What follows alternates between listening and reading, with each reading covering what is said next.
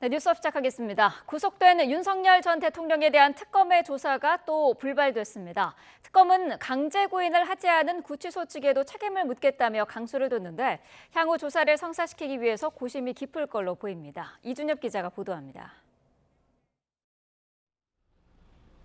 서울구치소 수감 중인 윤 전 대통령이 지난 11일과 14일에 이어 세 번째로 조사에 불응했습니다. 특검이 윤 전 대통령을 조사실로 데려오라는 인치 지휘를 거듭 내렸지만 이 역시 이뤄지지 않았습니다. 이에 특검은 윤 전 대통령 대신 구치소 팀장급 관계자를 불러 왜 강제 인치 지휘를 따르지 않았느냐고 따져 물었습니다. 경위를 파악한 뒤 엄중히 책임을 물을 것이라며 엄포도 놨습니다. 피의자 윤석열이 조사 자체를 거부하는 것으로 평가하고 있습니다. 우리의 형사사법 시스템상 진술을 거부할지라도 조사는 이루어져야 합니다. 그러나 교정당국 측은 물리력을 동원할 법적 근거도 명확하지 않고 일반적인 피의자도 강제로 끌고 나가지는 않는다며 응하지 않고 있습니다. 또 윤 전 대통령 측은 특검이 강제 인치만을 고집하고 있다며 목적이 수사가 아닌 망신주기냐고 반발하고 있습니다. 특검은 구치소 방문 조사에 대해서도 일단은 부정적인데 윤 전 대통령의 버티기가 이어지고 방문 조사도 않겠다면 선택지가 많지는 않습니다. 검찰의 방문 조사 거부에 그대로 재판에 넘겨진 이명박 전 대통령처럼 추가 조사 없이 곧바로 기소할 가능성도 거론됩니다. 그러나 이 경우 구속영장 신문 등에서 나온 쟁점들에 대한 혐의 보강도 포기해야 하고 향후엔 원칙적으로 구속영장에 담기지 않은 외환죄 등 혐의에 대해서만 윤 전 대통령 추가 조사가 가능해집니다. 결국 특검으로서는 어떻게든 기소 전 추가 조사를 성사시키기 위해 여러 방안을 저울질할 거로 예상되는데 조사가 이뤄지지 않을 가능성에 대비해 박종준 전 대통령 경호처장이나 김성훈 전 차장을 재소환하는 등 혐의 다지기도 이어가고 있는 것으로 보입니다. YTN 이준엽입니다. 윤석열 전 대통령은 오늘 부정선거 음모론으로 논란을 빚어온 모스탄 전 미국 국제영사 사법대사와 접견할 예정인 것으로 파악됐습니다. 서울구치소에 구속수감 중인 윤 전 대통령은 오늘 오후 4시 20분부터 10분가량 탄 전 대사와 일반 접견 방식으로 만날 예정입니다. 탄 전 대사 측이 전할 말이 있다며 접견 의사를 밝혔고 윤 전 대통령도 이를 수락한 것으로 전해졌습니다. 최상병 특검팀이 윤석열 전 대통령이 화내는 걸 목격했다는 두 번째 진술을 확보했습니다. 특검팀은 임성근 전 사단장에게 이메일 압수수색을 통보하며 구명 로비 실체 규명에도 나섰습니다. 권민석 기자입니다. 2023년 7월 31일 수석비서관 회의에 참석했던 왕윤종 전 경제안보비서관이 최상병 특검팀에 출석했습니다. 김태효 전 국가안보실 1차장, 이충면 전 외교비서관에 이은 세 번째 공개 소환으로 특검은 윤석열 전 대통령이 해병대 초동조사 결과를 보고받고 경로했는지 따져 물었습니다. 회의 이후에 다른 분들과 회의 관련해서 얘기하신 적 있으실까요? 먼저 소환된 이충면 전 비서관은 윤 전 대통령이 화내는 걸 봤다고 시인한 것으로 전해졌습니다. 임기훈 전 국방비서관 보고를 받고 경로했다는 김태효 전 차장의 진술 이후 두 번째 목격담으로 VIP 경로설에 윤곽이 드러나고 있는 겁니다. 특검은 임 전 비서관과 수차례 통화한 윤 전 대통령의 복심, 강의구 전 부속실장도 불러 수사 외압이 있었는지 조사할 방침입니다. 강 전 실장과 관련해서도 이 최상병 사망 사건 직후부터 수사 개입 의혹 등 일련의 과정에서 대통령실의 개입 여부에 대하여 확인할 예정입니다. 이와 함께 특검은 최상병의 부대장인 임성근 전 1사단장의 이메일도 압수수색할 예정입니다. 임 전 사단장은 네이버와 다음 등 모든 이메일 계정이 포함된다는 통보를 받았다며 오는 22일 압수영장 집행에 협조하기로 했다고 밝혔습니다. 특검은 이메일 내역을 분석해 임 전 사단장이 사건 책임자 명단에서 빠지는데 구명 로비가 있었는지 파악할 계획입니다. 임 전 사단장은 최초 해병대 조사에선 업무상 과실치사 혐의자로 적시됐지만 이종섭 전 국방부 장관의 결재 번복 이후 제외됐습니다. 김건희 여사와 친분 있는 이종호 전 블랙펄 인베스트 대표가 VIP에게 얘기하겠다며 임 전 사단장의 사퇴를 만류했던 사실이 알려진 만큼 배후에 김 여사가 있다는 구명 로비 의혹의 실체가 밝혀질지 주목됩니다. YTN 권민석입니다. 네, 어제 소환된 왕윤종 전 경제안보 비서관도 윤석열 전 대통령이 재작년 7월 31일 대통령실 수석비서관 회의에서 경로하는 걸 봤다고 진술한 것으로 확인됐습니다. 왕 전 비서관은 당시인 윤 전 대통령이 왜 화를 내는지 몰랐지만 뉴스를 보고 최상병 사망 사고와 관련이 있다는 걸 알았다고 설명한 걸로 전해졌습니다. 최상병 특검팀은 오늘 강의구 전 대통령실 부속실장을 불러 조사합니다. 특검팀은 강 전 실장이 VIP 경로설의 출발점이 된 수석비서관 회의 참석자는 아니지만 당일 임기훈 전 국방비서관과 여러 차례 통화한 사실이 있다고 설명했습니다. 김건희 여사의 집사로 불리는 인물에 대해 민중기 특검팀이 체포영장을 청구했습니다. 특검팀은 기업들이 투자한 배경에 김 여사의 힘이 작용했을 거라고 의심하고 있습니다. 김영수 기자입니다. 베트남으로 출국한 뒤 잠적한 김건희 여사의 집사 김모 씨에 대해 특검이 연일 경고장을 날린 데 이어 여권 무효화 조치에 나섰습니다. 이에 따라 김 씨에 대한 체포영장을 전격 청구했습니다.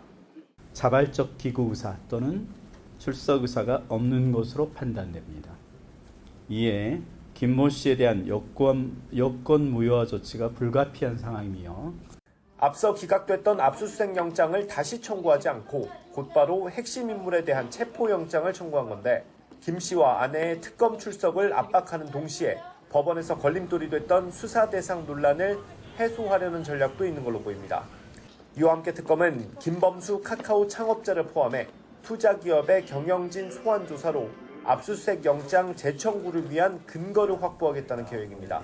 김 여사와 친분이 있는 김 씨가 주주인 부실기업에 대기업들이 거액을 투자했다는 게 집사 게이트 의혹의 핵심인데 특검은 기업들이 큰 돈을 투자한 배경에 특별한 이유가 있었을 거라는 의심이 있다고 강조했습니다. 기업 실무선에 대한 조사 없이 최고 책임자를 바로 소환한 것도 특검이 신속한 수사가 필요하다고 판단했고 혐의 입증에도 자신감을 보인 거라는 분석이 나옵니다. YTN 김영수입니다. 인사청문회 주간 사흘째인 오늘 교육부와 법무부, 고용노동부 장관 후보자가 검증대에 오릅니다. 이진숙 교육부 장관 후보자 청문회에서 격렬한 공방이 예상되는데 교수단체에 이어 진보 성향인 전교조도 이 후보자의 사퇴와 지명 철회를 촉구했습니다. 윤웅선 기자입니다. 진보 성향 교원단체인 전국교직원 노동조합이 이진숙 교육부 장관 후보자 사퇴를 강력히 요구했습니다.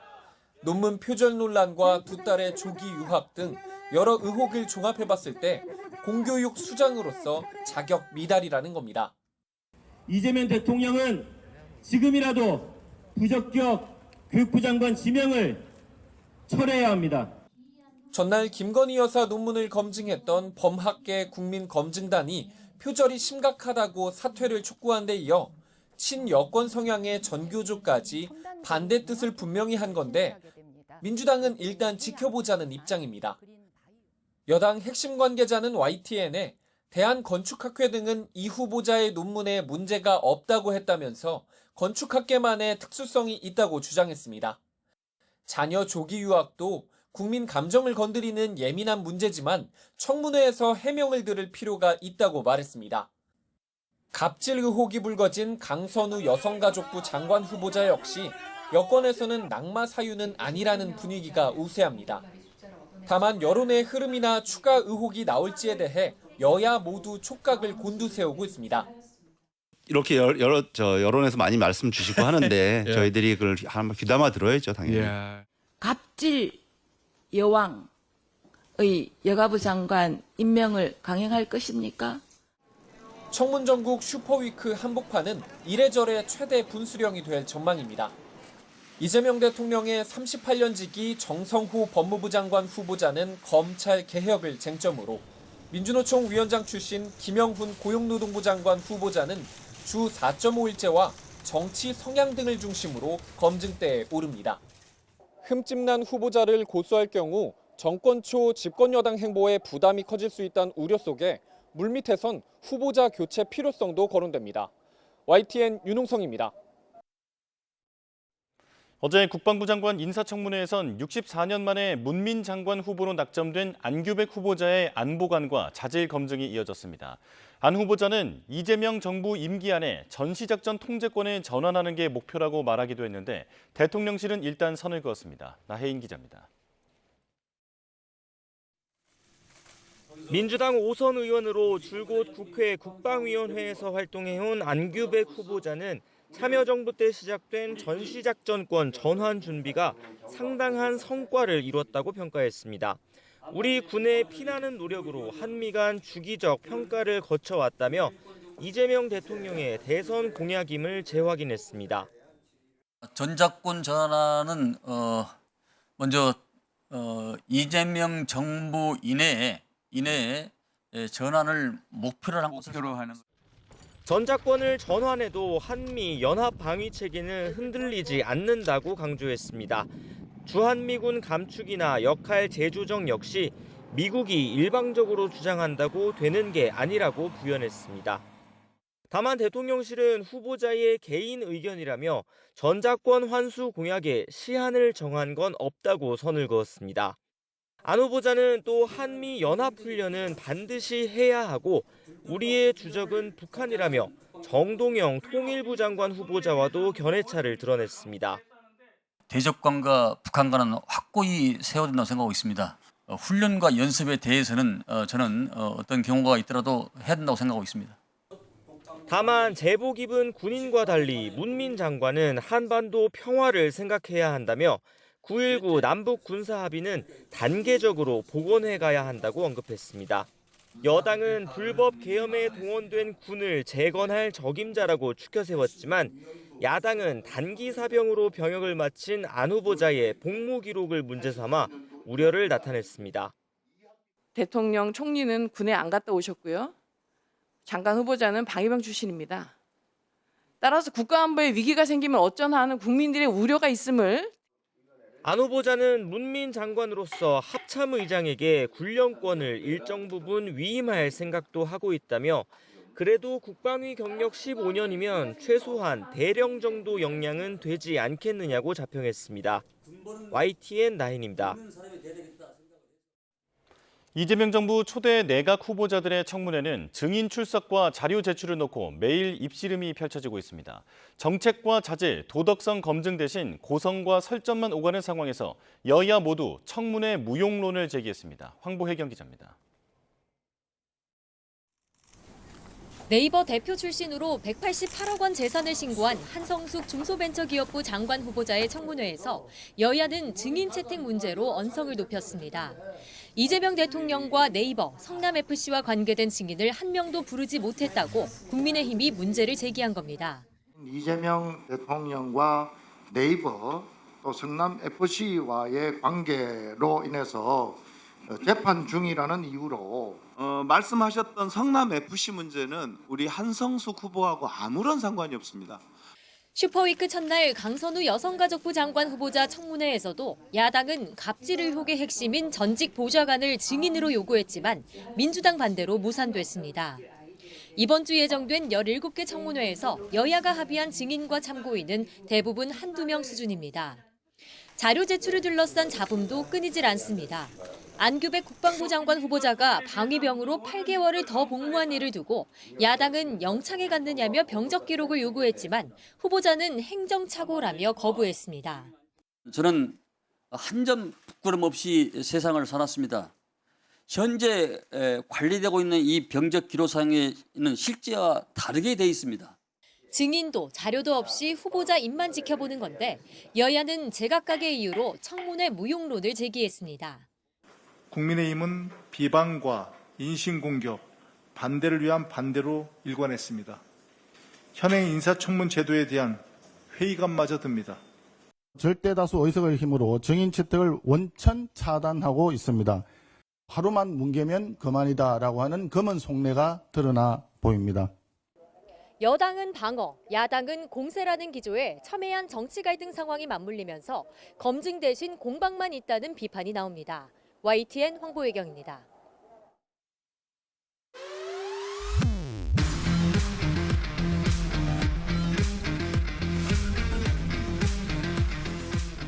원래 예산이 얼마입니까? 보훈 예산? 6조 4,700억인가 이렇게. 자, 보훈 대상자가 몇 명입니까?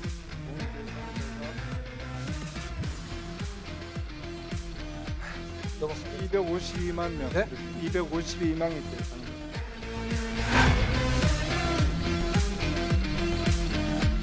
백범긴구 선생의 국적은 어디라고 생각하십니까? 대한민국입니다. 그리고 일제강점기 선대의 국적은 어떻게 됐을까요? 국적도 한국입니다. 네. 군 경력이 없는 국방부 장관, 여기에 대한 국민들의 설문조사한 내용입니다. 저기에 53.3%가 찬성하지 않습니다. 고려시대 강감찬 장군과 권율 본문 장군, 조선시대 초기의 김종서, 율곡 이 선생, 이분들은 무관이 아니고 문관입니다. 자, 잠시 정리하겠습니다.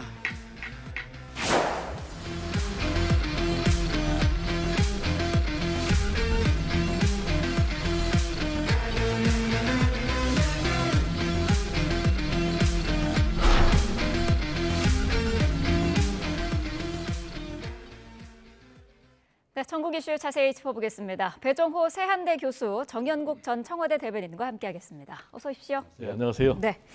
자, 어제 청문회 내용부터 살펴보도록 하겠습니다. 안규백 국방부 장관 후보자, 최초의 민간 출신 국방부 장관이 될 수 있을지 관심을 모으고 있는데 8개월가량 초과 군복무를 했었습니다. 여기 대해서 행정적인 착오가 있었다라는 게 후보자의 해명이었는데 어떻게 들으셨습니까? 네, 본인이 이제 말씀하신 대로 병무 행정 착오로 인한 병무 행정 착오의 피해자다.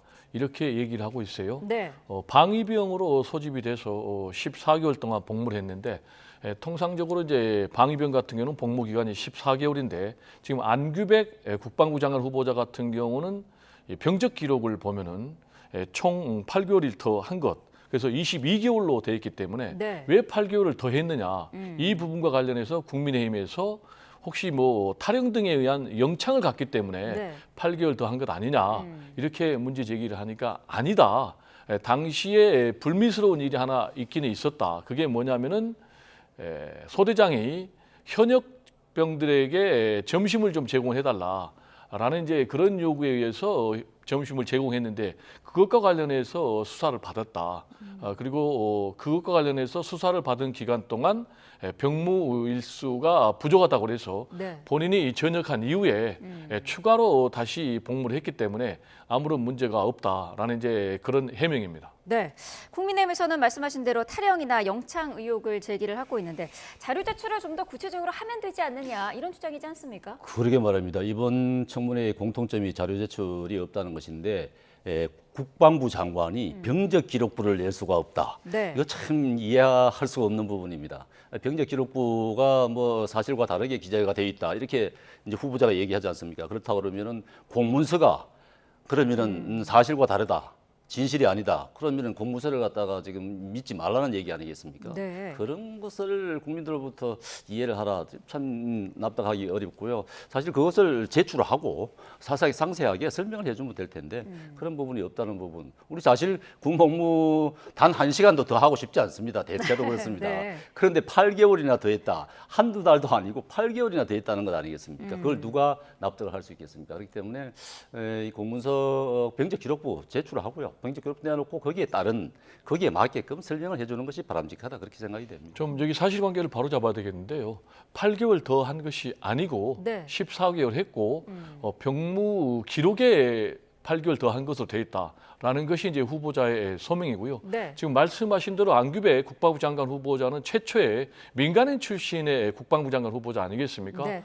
더구나 이제 본인이 현역병으로 갔다 온 것도 아니고 방위병 출신인데 여기에 실제로 국민의힘에서 주장한 대로 뭐 탈영을 해가지고 영창을 갔다. 그럴 경우에 본인이 이런 중차대한 의미가 있는데 그걸 속이면서까지 인사청문회를 통과하겠다? 그건 전혀 아니다라고 생각을 하고요. 그럼 왜 말씀하신 대로 병적 기록을 공개하지 않느냐라는 것과 관련해서 이제 국방부 장관이 본인이 되면은 군령과 군정을 다 장악을 해야 되는데 그런 사람으로서 이걸 공개하는 것은 부적절하다라는 이제 그런 해명입니다. 아니 그 자체가 이해하기 힘들다는 겁니다. 아니 이건 기록을 보여줘야 되는 건 아니겠습니까? 기록을 보여주지 않으면서 본인이 설명 가지고는 그게 납득이 되겠습니까? 그러니까 8개월이라는 기간입니다. 8개월간 근무를 했든지 안 했든지 간에 차이가 있는 것 아니겠습니까? 그러니까 본인이 어떤 근무 기간의 착오로 인해 행정 착오로 인해 가지고 그랬다 이렇게 얘기를 하는데 누가 국민들이고 행정 착오로만 보겠습니까? 그럼 행정 착오가 공문서가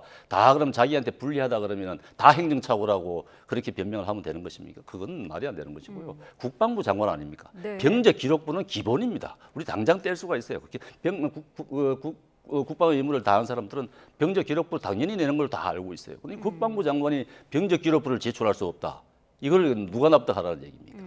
네. 어떤 이유 때문에 제출할 수 없다는 건지 그것도 궁금하거든요. 네, 제가 말씀드린 대로 이제 국방부 장관이면은 네. 군령과 군정을 총 관장을 해야 되는데 본인의 병적 기록이 공개가 되면은 이게 문제가 된다라는 것이 이제 후보자의 주장이거든요. 네. 그렇다면 저는 뭐 이럴 수는 있을 것 같아요. 비공개로 국민의힘 의원들에게 이 부분은 소명을 할 수가 있겠다. 그런 뭐 정도의 좀 지혜는 할 필요가 있겠다라는 생각이 좀 듭니다. 네, 어제는 또 전작권 전환에 대해서도 후보자가 언급을 했는데 이재명 정부 임기 내에 전작권 전환하는 게 목표다. 시점을 구체적으로 언급을 했습니다.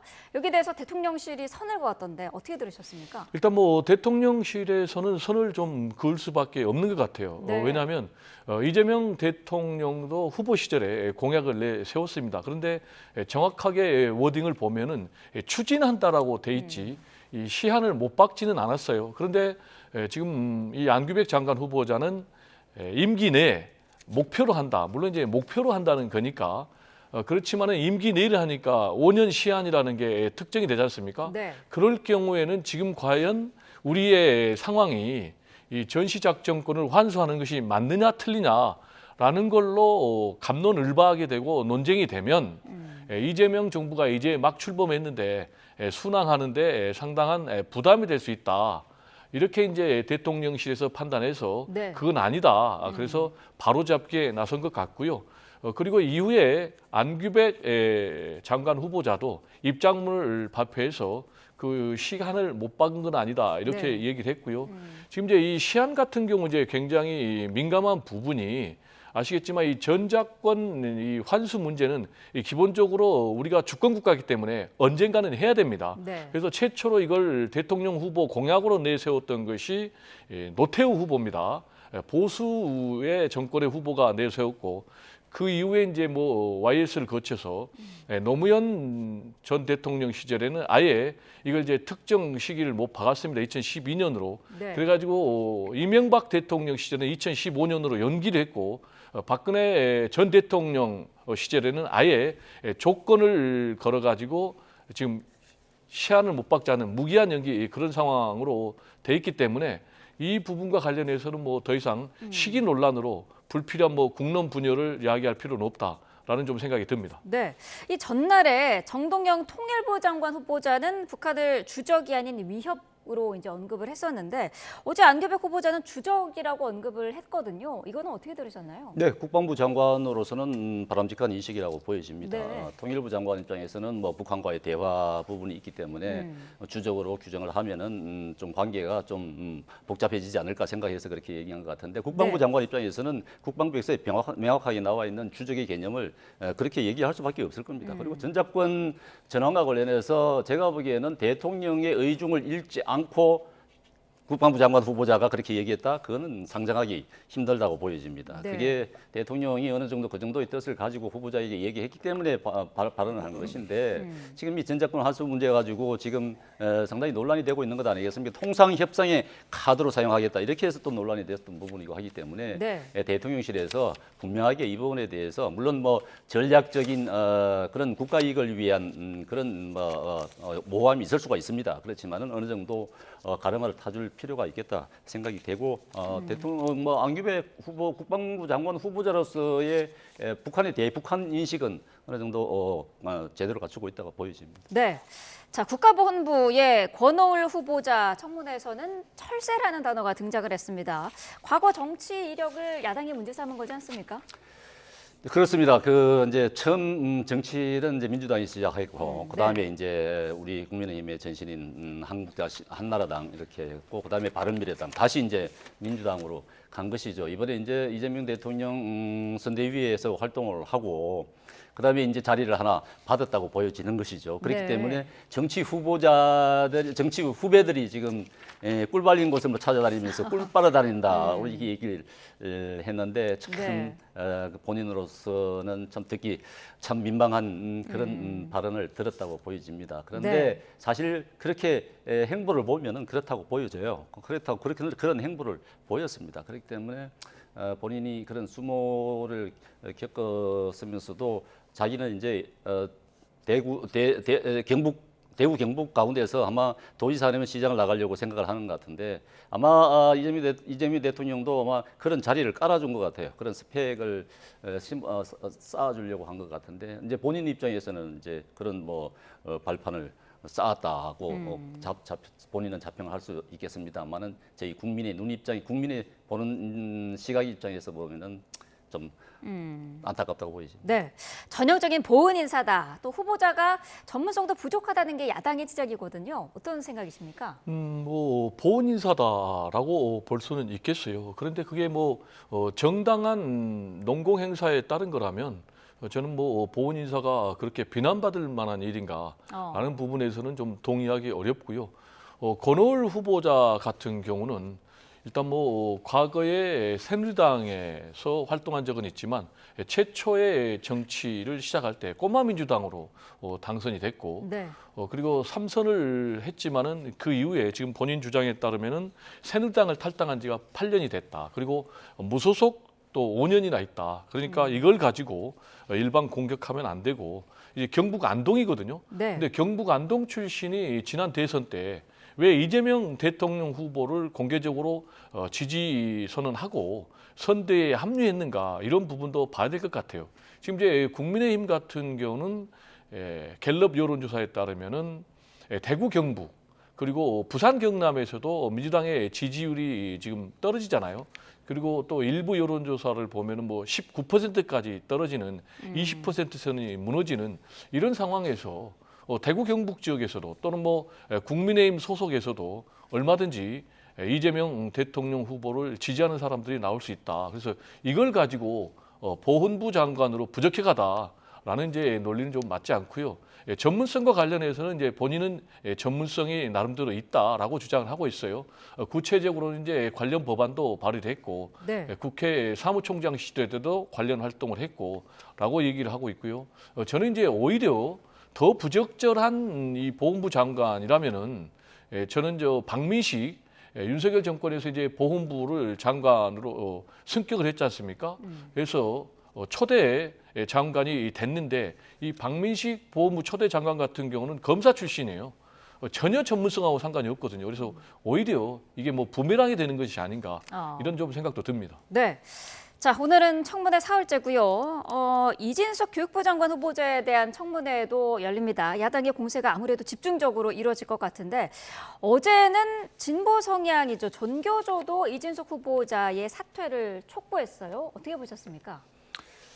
네, 이진숙 후보자 참 버티기 어렵지 않을까 생각이 됩니다. 지금 정규조뿐만 아니고 학부모 단체도 그렇고 전 학계에서도 지금 사퇴하라고 지금 목소리를 높이고 있는 상황 아니겠습니까? 그 사실 제자의 논문을 표절했다는 그 정도가 아니고 제자의 논문을 가지고 요약을 해서 학계에다 발표를 하고 이렇게 했다는 것 아니겠습니까? 더군다나 이제 물론 교수라는 분들은 이제 제자들하고 논문 지도를 하는 거죠. 논문 지도를 합니다만은 그렇다고 해서 본인 이름을 제1제자로 올리지는 않지 않습니까?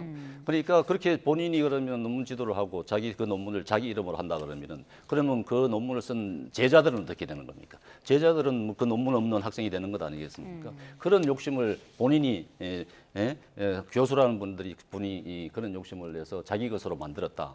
이것은 용납이 안 되는 것이죠. 가장 그 윤리 의식이 높아야 될 부분이 지금 교육부 장관 아니겠습니까? 그런데도 불구하고 그런 것들이 한두 건이 아니라는 것 아니겠습니까? 범학계 그 국민검증단에서 얘기한 것으로 보면은 16개 논문이 그렇다는 것 아니겠습니까? 네. 그것도 표준율이 50%를 넘는다 이러는데 이런 점에서 봤을 때는 제가 볼 때는 그렇게 적정한 인물이 아니다 이렇게 네. 판단이 됩니다. 네. 언급하신 그 국민검증단은 김건희 여사 논문을 검증했던 곳이기도 한데 여기서 표절이 심각하다라고 진단을 하지 않았습니까? 근데 대한건축학회에서는 문제가 없다. 이 건축학계만의 특수성이 있다라는 주장이에요. 어떻게 들으셨나요? 일단 뭐 이진숙 교육부 장관 후보자의 거친 문제는 네. 오늘 예정된 이 청문회가 분수령이 될 것 같습니다. 그래서 네. 오늘 청문회를 통해서 말씀하신 뭐 논문 표절 문제라든지 자녀 해외 유학 문제라든지 이런 부분에 대해서 납득할 수 있는 그런 소명이 된다면 민주당에서는 이제 강행을 하겠지만은 뭔가 오늘 청문회를 통해서도 소명이 되지 않는다 또는 뭐 국민들이 납득하기는 좀 거리가 있다.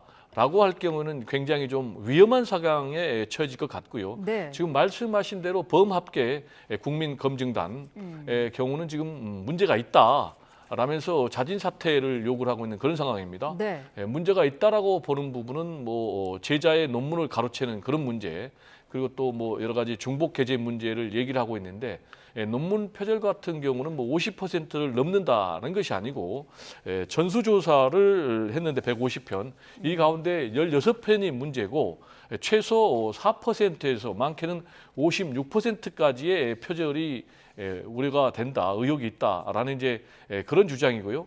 반면에 여기에 대해서 지금 이진숙 후보자 측은 말씀하신 대로 색채학회 그리고 건축학계는 전혀 문제가 없다. 네. 그런데 이제 이 두 군데는 문제의 논문을 게재한 것이기 때문에 이렇게 얘기를 한 것 아니냐라는 이제 그런 문제 제기도 있고요. 그리고 또 16편 문제가 되는데 이 가운데 9편 같은 경우는 충남대 총장으로 임명할 때 이미 충분히 문제가 없다라는 이제 그런 해명을 하고 있지만은 그럼에도 불구하고 나머지 7편에 대해서는 또 검증이 필요한 부분이 있어서 굉장히 본인은 지금 정교제에서도 물러나라라는 등 뭐 진보 시민단체에서 물러나라고 하니까 네. 상당히 부담이 될 것 같고 특히 대통령실에서 상당히 이 부분에서 부담으로 생각하고 있지 않을까 이렇게 생각이 됩니다. 네, 말씀하신 대로 대통령실도 오늘 인사청문회 내용을 지켜볼 것 같은데 여론에 따라서는 지명 철회를 결단할 수도 있을 거라고 보시나요? 저는 지명 철회는 하지 않을 것 같습니다. 네. 일단 대통령이 지명 철회를 할 경우에는 이 잘못된 인사에 대한 정치적인 부담을 대통령이 다 져야 되잖아요. 네. 그래서 가장 뭐 중요한 것은 도저히 이걸 통과할 수 없다라고 판단이 될 경우에는 문제가 되고 있는 후보자가 스스로 자진 사퇴하는 것이 이재명 대통령과 또 이 정부의 부담을 덜어주는 것이고요. 대통령실 또 이재명 대통령 입장에서는 가장 중요한 판단의 기준은 과연 문제가 되고 있는 가장 크게 문제가 되고 있는 뭐 이진숙, 강선우 두 후보자를 그대로 밀어붙이는 것이 새 정부 막 출범한 새 정부의 국정 운영에 도움이 될 것인가 네. 아니면은 국정 운영에 더 마이너스가 될 것인가 이 판단인 것 같은데 마이너스가 된다 그러면은 지명 철회 쪽으로 정리가 될 것 같고요. 지난번에 보면은 문재인 정권 시절에도 3명이 결국 낙마했고 윤석열 정권에서도 4명이 낙마했거든요. 그래서 마지노선이 3명이다 이렇게 일반적으로 얘기를 하고 있는데 2명의 후보자의 경우는 도저히 국민 여론상 통과시키기 어렵다라고 네. 할 경우에는 저는 결국 지명 철회가 아닌 자진 사퇴 방식으로 정리가 되지 않겠나 이런 생각도 지금 하고 있습니다. 네. 지금까지 보면은 뭐 보수 정부 내에서는 교육부 장관이 논문 표절로 논란이 됐다 그러면 대체로 낙마를 하든가 사퇴를 하든가 그렇게 했는데 네. 아마 기억하실지 모르겠습니다만은 문재인 정부 때 김상곤 교육감 출신 교육부 장관 있지 않았습니까?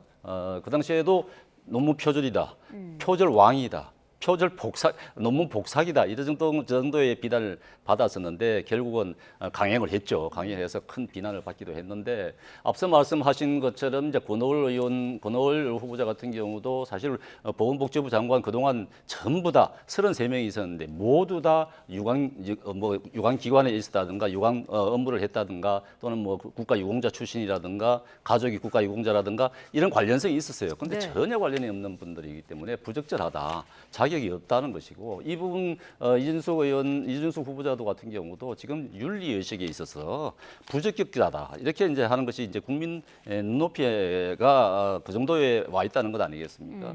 부적격한 부분 윤리 의식이 전혀 갖춰지지 않은 그런 분을 교육부 장관으로 한다. 특히 아이들을 가르치는 장관으로 그렇게 임명을 한다, 강행을 한다. 그것은 대통령으로 봤을 때는 굉장히 부담이 가지 않을까 생각이 됩니다. 네, 대통령이 부담을 가지고 있는 인물이 또 있죠. 지금 강선우 여가부 장관 후보자는 청문회 이후로도 계속해서 사퇴 목소리가 이어지고 있는데 임금체불 진정서가 고용노동부에 접수됐던 사실이 뒤늦게 확인이 됐고요. 국민의힘도 강 후보자를 갑질 또 직장 괴롭힘으로 진정을 냈더라고요. 그렇습니다. 국민의힘에서 노동부에다 갑질 또 진정을 냈는데 그 네. 이전에도 보면은 말이죠. 의원실에 그 보좌관들한테 임금을 제대로 지급하지 않은 부분이 있었던 것 같아요. 네. 그 2건이 있었던 것 같은데 그게 노동부에 이제 진정이 됐던 부분이 있었는데 그만큼 이제 보좌관들을 처우를 제대로 해주지 않았다는 얘기 아니겠습니까? 이런 부분에 대해서 과연 이 의원실에서 이 정도의 그런 갑질이 있었는데 그렇다고 그러면 만약에 여성부 장관이 됐다. 그러면 여성부 장관 된 부처 내에서도 또 이런 일이 발생할 거라고는 누가 예상을 해볼 수 있는 것 아니겠습니까? 그런 점에서 봤을 때 제가 보기에는 그동안 인사청문회 과정에서도 계속 거짓말로 반복이 되면서 거짓말에 대한 해명이 이제 마치 자신은 막 아닌 것처럼 그렇게 이제 포장을 하고 했습니다만은 그게 이제 문자로 다 드러나고 제보자가 다 현타를 먹었다는 건 아니겠습니까? 네. 청문회를 보고 그만큼 충격을 받아서 더 많은 제보를 하고 있는 이런 상황이고 또 민주당 보좌진 협회에서도 더 이상 지켜보기 힘들다. 이것은 민주당 보좌진들의 처우 개선에 나서달라고 하는 그런 요구도 이제 지금 높아지고 있는 그런 상황이기 때문에 네. 이분을 계속 밀고 나갈 것이다. 저는 그렇게는 보여지지 않는데 네. 알 수 없죠. 뭐 임명권자가 어떻게 할지는. 네. 민주당은 어쨌든 결정적인 낙마소에는 없다고는 합니다만은 속마음은 좀 복잡할 것 같아요. 네, 상당히 복잡할 것 같아요. 그래서 시시각각 여론의 흐름을 지금 말씀하신 대로 지켜보고 있는데 네. 지금 대통령실에서도 두 가지를 기준을 내놓고 있더라고요. 하나는 이제 소명, 네. 그리고 두 번째로는 국민 납득. 이 두 가지인데 소명이 안 되면은 역시 낙마를 할 수밖에 없겠죠. 그러나 소명만으로는 부족하다. 역시 가장 중요한 것은 주권자인 국민의 눈높이가 가장 중요한데 네. 지금 뭐 우리가 얘기를 하고 있는 강선우 후보자 같은 경우는 지금 상당히 좀 위험 수위에 와 있는 것 아닌가 생각이 됩니다. 그 이유는 이제 청문회를 통과를 했는데 청문회에서 여러 가지 지금 뭐 갑질 논란 이런 부분에 대해서는 본인이 사과를 했어요. 송구스럽다고. 그런데 사과를 할 때는 그 진정성이 전달이 되려면은 일단 정직하게 그리고 깔끔하게 해야 되는데 네. 그 해명이 좀 뭔가 거짓이 좀 담겨 있는 것 아니냐라는 이제 그런 논란이 불거지면서 네. 오히려 지금 더 위험한 상황에 있는 것이 아닌가라는 좀 안타까운 마음이 들고요. 아까 이제 뭐 임금 체불 문제까지 지금 논란이 됐어요. 네. 물론 이제 진정을 철회했고 또 법적으로는 문제가 없다라고 하지만 상식적으로 어떻게 국회의원 보좌관이 임금 체불과 관련해서 진정을 할 수 있는가라는 부분도 좀 일반 국민들 입장에서는 좀 납득하기 어려운 대목이 아닌가 생각이 됩니다. 네. 자, 그런데 지금 여당에서 정청래 당대표 후보가 이런 글도 올렸더라고요. 강선우 곧 장관님 힘내시라 라는 메시지를 SNS에 올린 건데 어떻게 보셨습니까? 뭐 정청래 의원 같은 경우는 뭐 동료 의원이니까 또 특히 이제 뭐 장애를 갖고 있는 그런 어머니로서의 국회의원이니까 안타까움이 함께 있어서 이렇게 이제 뭐 힘내라고 강선우 화이팅 하면서 이제 격려를 했겠는데 네. 이건 뭐 또 하나 더 제가 뭐 사족으로 붙인다면 지금 이제 정청래 후보자 같은 경우는 당대표 지금 뭐 전당대회 후보자로 정식으로 출마한 그런 이제 상황 아니겠습니까? 그래서 이런 부분까지 염두에 둔 그런 발언이 아닌가 생각이 되고요. 또 이제 아무래도 현역 동료 의원이다 보니까 서영교 의원 같은 경우도 지원 사격을 하고 있는데 말씀드린 대로 중요한 것은 국민 정서다, 국민의 눈높이다 이런 말씀을 좀 드리고 싶습니다. 네, 이 곧 장관님이라는 표현 때문에 인사청문회를 버티기만 된다라는 여당의 인식을 보여주는 거 아니냐 이런 지적이 있어요. 네, 이제 밀리면 죽는다 뭐 이런 거였죠. 현역 불패는 계속돼야 된다 이런 의식들을 갖고 계신 것 같은데 지금 민주당은 을지로위원회라는 그런 기구도 갖고 있지 않습니까? 뭐 이제 근로자들의 권익을 보호하겠다는 것이고 네. 갑질을 막겠다는 것인데 그 갑질의 대명사인 의원을 지금 보호를 하겠다? 민주당 의원들로서는 그렇게 해서는 안 되는 것이죠. 네. 그것은 해서는 안 되는 부분인데 지금 뭐 결국은 보호를 해서 끝까지 밀고 나갈지는 모르겠습니다만은 지금 현 상태를 봤을 때는 국민의 눈높이에 전혀 맞지 않다. 이것은 아마도 뭐 현역 동료들을 보호하기 위해서 그냥 밀고 나간다 할 경우에는 아마 국민적 저항에 부딪힐 수밖에 없을 것이다 생각이 됩니다. 네, 알겠습니다. 자, 오늘 두 분 말씀을 여기까지 듣겠습니다. 배종호 세한대 교수, 정연국 전 청와대 대변인과 함께했습니다. 고맙습니다. 네, 감사합니다. 네, 지난달 취업자 수가 넉 달째 20만 명 안팎의 증가세를 이어갔지만 제조업과 건설업 고용 부진은 계속됐습니다. 통계청이 발표한 6월 고용 동향을 보면 지난달 15세 이상 취업자는 2,909만 1,000명으로 지난해 같은 달보다 18만 3천 명이 늘어났습니다. 6달 연속 두 자릿수 증가에 넉 달 연속 20만 명 안팎의 증가세입니다. 하지만 양질의 일자리가 많은 제조업의 경우 취업자 수가 8만 3천 명 감소해 12달째 줄었습니다. 건설업 역시 9만 7천 명 감소하면서 14개월째 내리막을 걸었습니다. 전 세계 문화유산 가운데 세계유산 등재 대상을 정하는 유네스코 회의가 내년에는 부산에서 열리게 됐습니다. 우리나라가 유네스코 세계유산위원회 의장국이 되는 건 이번이 처음입니다. 송재인 기자입니다. 지난 주말 울산 반구천의 암각화 세계유산 등재를 결정한 제47차 유네스코 세계유산위원회. 프랑스 파리에서 열리고 있는 이 회의에서 반가운 소식이 또 전해졌습니다. 내년 7월 제48차 유네스코 세계유산위원회는 우리나라 부산에서 열리게 된 겁니다. 매년 세계유산 등재 결정과 보존 방안 논의를 위해 열리는 이 회의는 과거 아시아 국가들에서 열린 적이 있지만 우리나라가 의장국이 되는 건 이번이 처음입니다. 국가유산청은 국내에서 첫 세계유산이 나온 지 30주년이 되는 올해 전해진 소식이라 더욱 뜻깊다고 밝혔습니다. 대한민국은 1988년 세계유산협약에 가입한 이후 현재 4번째 위원국으로 활동하고 있으며 유네스코 설립 정신인 문화 간 화해와 국제협력 증진에 이바지하고자 196개 세계유산 협약국 대표단이 참석하는 대규모 국제행사인 만큼 성공적인 개최를 위해 부산시와 함께 최선을 다하겠다고 다짐했습니다. YTN 송재인입니다. 전국 곳곳에 200mm에 달하는 폭우가 쏟아진 가운데 오늘과 내일 또다시 200mm 이상의 많은 비가 예보됐습니다. 특히 오늘 밤 사이가 고비인데 중부와 전북에 시간당 50mm에 달하는 물폭탄이 쏟아질 것으로 보여 피해가 우려됩니다. 김민경 기자의 보도입니다. 폭우를 쏟아낸 저기압이 동해로 빠져나가고 잠시 비가 잦아들었지만 오늘부터 다시 거센 비가 쏟아질 전망입니다. 한반도 남동쪽에 있는 북태평양 고기압이 점차 확장하면서 남쪽에서 뜨거운 열대 수증기가 올라오고 북쪽에서는 찬 공기가 내려오면서 저기압이 만들어져 우리나라에 비구름이 발달하기 때문입니다. 이번에는 중부와 전북에 집중되겠는데 내일까지 경기 남부와 충남 서해안에는 200mm 이상, 충청 내륙과 전북, 강원도에는 150mm가 넘는 폭우가 예상됩니다. 문제는 오늘 밤 사이입니다.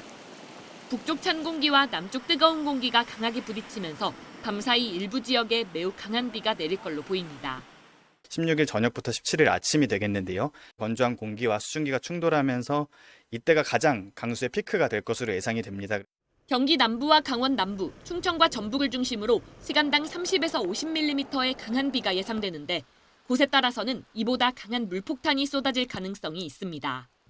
규모가 작은 저기압의 특성상 변동성이 무척 크기 때문입니다. 수치 모델별로도 그 저기압의 위상이 조금씩 차이가 나고 있는데요. 약간의 그 위상 차이로도 해서 강수가 집중되는 구역은 남북으로 조금 변화할 가능성은 있습니다. 중부지방과 전북 중심으로 좀 폭넓게 많은 비에 대한 대비가 필요하다고 말씀드릴 수 있겠습니다. 밤 시간대 폭우는 피해 위험이 더욱 큰 만큼 저지대와 지하차도 등 침수 우려 지역은 미리 대비하는 것이 중요합니다. YTN 김민경입니다. 네, 지금 들어온 소식입니다. 내란 특검이 오늘 오후 2시에 윤석열 전 대통령에 대한 3차 강제 구인을 시도한다는 소식이 들어왔습니다. 자, 윤석열 전 대통령은 구속 이후에 특검의 출석 요구에 모두 불응하고 있는데요. 앞서 서울구치소에 인치 지휘까지 내렸지만 2차례 강제 구인 모두 불발된 바 있습니다. 특검은 어젯밤에 서울구치소에 다시 강제 구인 공문을 내린 것으로 알려졌는데요. 조사가 어려울 경우에는 구속기간 연장 없이 바로 기소하는 방향도 검토하는 것으로 알려졌습니다. 다시 한번 전해드리겠습니다. 내란 특검이 오늘 오후 2시에 윤석열 전 대통령에 대한 3차 강제 구인을 시도한다는 소식이 들어왔습니다. 자세한 소식은 이어지는 뉴스에서 전해드리겠습니다. 기말고사 기간 학교에 침입해 시험지를 빼돌린 학부모와 교사, 이를 도운 행정실장이 모두 구속됐습니다. 이 학부모에 따른 전교 1등을 도맡아온 것으로 알려졌는데 학교 측은 전 과목 성적을 0점 처리하고 퇴학시키기로 했습니다. 김근우 기자입니다. 얼굴을 가린 여성이 법원으로 들어옵니다. 새벽 시간 학교에 침입해 시험지를 빼돌린 혐의를 받는 학부모 40대 A씨입니다. 앞서 구속된 기간제 교사 B씨에 이어 보안장치를 무력화해 범행을 도와준 행정실장과 함께 구속됐습니다. 따님도 범행 가담하셨어요? 언제부터 시험지 빼돌리신 거예요? 학생들에게 미안하지 않으신가요? 죄송합니다. 왜 A씨에 따른 중학생 때부터 이 고등학교 기간제 교사 B씨에게 불법 과외를 받았습니다. 진학 이후에는 아예 B씨에게 수백만 원씩 주고 시험지를 빼돌려 왔습니다. 해당 학교는 내신 성적을 잘 받으려고 학생들이 하향 지원하기도 하는 곳으로 최상위권 성적을 유지하면 학생부 종합전형으로 수도권 명문대도 노릴 수 있습니다. A씨에 따른 빼돌린 시험지 덕분에 3년 내내 전교 1등을 놓치지 않았습니다. 그 학교에서는 무조건 1등급을 받아야 대학교에 원하는 학교로 갈 수 있는데 그 등급이 안 나온다면 그 학교 가는 의미가 없습니다. 안에 경계에 걸친 애들은 등급에 따라 조금 예민한 부분이 있습니다. 구속된 3명 모두 혐의를 인정한 거로 알려졌고 A씨의 딸도 업무방해 혐의로 입건됐습니다. 학교 측은 이 학생의 3면 성적을 모두 0점 처리하고 퇴학시키기로 내부 의결했습니다. YTN 김근우입니다. 11.6 사건으로 사형된 고 김재규 전 중앙정보부장의 재심이 오늘 본격적으로 시작됩니다. 서울고등법원은 오늘 내란 목적 살인 등의 혐의를 받는 김 전 부장에 대한 재심 첫 공판기일을 진행합니다. 이는 김 전 부장을 상대로 사형이 집행된 지난 1980년 5월 이후 45년 만입니다. 앞서 김 전 부장은 지난 1979년 10월 26일 박정희 전 대통령과 차지철 전 청와대 경호실장을 살해한 혐의로 재판에 넘겨졌고 사형이 선고됐습니다. 삼성전자 이재용 회장이 부당 합병 의혹 사건에 대한 대법원의 판단을 받습니다. 최근 실적 부진을 기록한 삼성전자가 근본적 회복력을 잃었다는 평가 속에 사법 리스크를 털고 다시 경쟁력을 되찾을 수 있을지 주목됩니다. 박기환 기자입니다. 이재용 삼성전자 회장은 지난 2월 부당합병 사건 항소심에서 무죄를 선고받은 뒤 광폭 행보를 보였습니다. 오픈 AI 샘 올트먼, 소프트뱅크 손정희 회장과 3자 회동을 시작으로 중국, 일본에서 자동차, 전장 부문 협력을 다졌습니다. 최근에는 대형 인수합병의 장으로 불리는 미국 선밸리 컨퍼런스를 마치고 피로를 호소할 정도입니다. 여기에 AI와 헬스케어, 로봇 등 새 회사를 인수하면서 미래 먹거리 발굴에도 힘을 쏟고 있습니다. 모두 국정농단 이후 리더십을 잃은 10년, 사법 리스크를 극복하기 위한 노력의 일환으로 해석됩니다. 만약 대법원이 유죄 취지로 사건을 돌려보낸다면 이 회장의 사법 리스크는 더 연장됩니다. 지난 10년처럼 대규모 투자 등 리더십 공백이 이어질 전망입니다. 다만 이 회장의 무죄가 확정된다고 해도 모든 게 해결되는 것만은 아닙니다. HBM과 파운드리 등 반도체 부문은 경쟁사에 뒤처진 뒤 부진한 실적을 거듭하면서 반토막 영업 실적에 주가 역시 6만 원대에 갇혀 있습니다. 또 삼성물산 제일모직 합병을 둘러싼 지배구조 논란도 여전히 유효합니다. 이른바 삼성생명법과 국민연금의 주주권 행사 등 본격적인 구조 개편 압박이 다시 시작될 수 있다는 관측도 납니다. 먼저 개인적으로는 경영권 승계를 마무리 짓기 위한 그 지배구조의 개편이 있어야 되죠. 지금 삼성전자의 사업 구조가 20년간 전혀 바뀌지가 않았습니다. 다시 말하면 새로운 성장 동력이 없다는 이야기예요. 이 회장이 이번엔 10년의 공백을 깨고 다시 삼성의 심장을 뛰게 할 수 있을지 주목됩니다. YTN 박견입니다. 브라질의 50%의 관세를 통보한 트럼프 미국 대통령이 다시 보우소나루 전 대통령의 기소를 문제 삼았습니다. 브라질은 미국의 관세 유예를 요구하지 않겠다며 맞섰고 토마토에 대한 관세를 부과받은 멕시코는 협상에 자신감을 보이고 있습니다. 워싱턴 홍상희 특파원입니다. 브라질의 50%의 관세를 부과한 트럼프 미국 대통령이 쿠데타 모의 혐의를 받고 있는 보우소나루 전 대통령의 기소를 또 비판했습니다. And I think that's a witch hunt, and I think it's very unfortunate. And nobody's happy with what Brazil is doing because Bolsonaro was a respected president. 룰라 대통령은 정치적 이유의 보복성 관세라면서 경제의 호혜주의 법에 따른 맞불 관세를 공언하며 강경한 입장으로 맞서고 있습니다. 기업들과 긴급 토론에 나선 브라질 부통령은 협상에 최선을 다하겠지만 미국의 관세 부과 유예를 요구하지는 않겠다고 강조했습니다. Nós vamos nos empenhar para reverter essas alíquotas, essa tarifa que é muito injusta com o Brasil, mas é também negativa para os Estados Unidos. 미국으로 수출하는 토마토에 17%의 관세를 부과하겠다는 통보를 받은 멕시코도 협상을 통한 합의 도출에 자신감을 보였습니다. 클라우디아 셰인바움 멕시코 대통령은 미국이 멕시코산 토마토를 대체할 수 없다며 8월 1일까지 협상을 진행할 거라고 강조했습니다. Número uno, no estamos de acuerdo. Número dos, de todas maneras se va a seguir exportando el jitomate mexicano. 이런 가운데 미국은 영국, 베트남에 이어 인도네시아와 무역 협상을 타결했습니다. 트럼프 대통령은 미국으로 들어오는 인도네시아 제품에는 19%의 관세를 부과하지만 미국산 제품에는 관세가 전혀 부과되지 않는다며 인도네시아 시장에 대한 완전한 접근을 확보했다고 강조했습니다. 워싱턴에서 YTN 홍상입니다. 하워드 러트닉 미국 상무부 장관은 미국이 철강 관세를 부과하는 이유를 설명하는 자리에서 한국이 저렴한 전기요금으로 철강사를 보조한다고 주장했습니다. 러트닉 장관은 CNBC와의 인터뷰에서 한국과 일본, 중국은 자국 철강 기업에 전력을 무료로 또는 사실상 무료로 준다고 말했습니다. 또 그러고 나서 미국의 철강을 덤핑하고 미국의 철강 기업들을 망하게 한다고 밝혔는데 이는 미국 철강사들이 오랫동안 주장해온 내용이지만 한국 정부와 철강사는 사실과 다르다는 입장입니다. 유럽연합이 항공기와 자동차, 위스키 등이 대거 포함된 새로운 대미 보복관세 패키지를 준비 중인 것으로 나타났습니다. 이유는 다만 8월 1일 전까지는 협상에 전념하고 어떠한 보복 조치도 시행하지 않겠다며 협상과 보복, 투트랙 전략을 지속하겠다는 뜻을 밝혔습니다. 김잔디 기자가 보도합니다.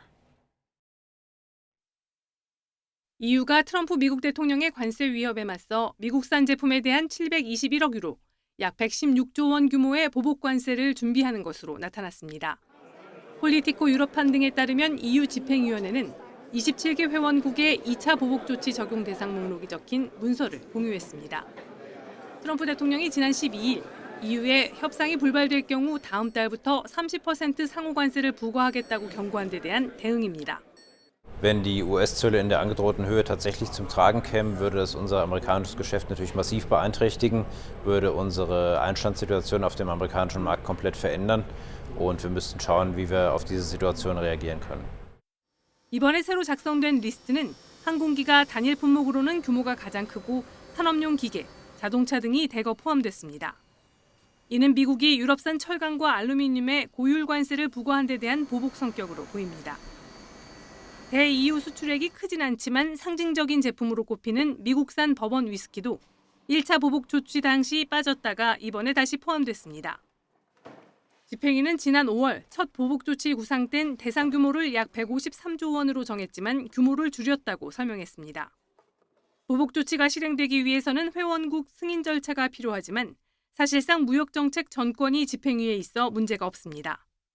I can say to you that it is not our intention to come forward with any countermeasures before the 1st of August while negotiations continue.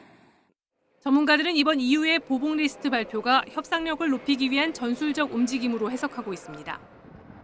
압박과 동시에 EU 집행위는 미국의 협상팀을 파견하는 등 8월 1일 이전까지는 미국과 협상에 전념하겠다고 밝혔습니다.